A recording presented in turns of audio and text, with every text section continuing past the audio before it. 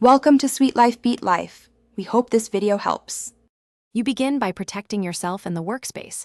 Put on a respirator, gloves and goggles, and open ventilation.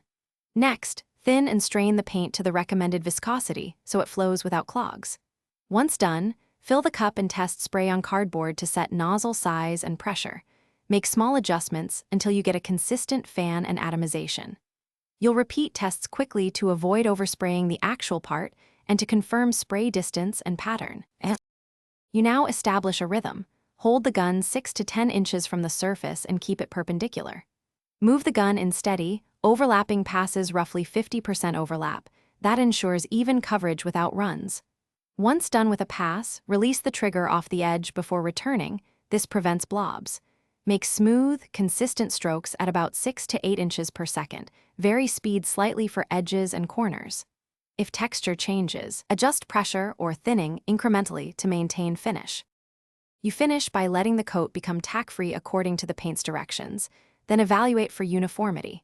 Apply thin additional coats if necessary rather than one heavy pass. Once done, immediately clean the machine.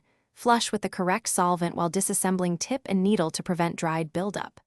If you encounter orange peel, spitting, or uneven atomization, stop and check the nozzle and needle for damage, confirm viscosity, and retest pressure. Correcting those 3 fixes most problems and restores a smooth finish. Thanks for watching. Consider subscribing if we helped you.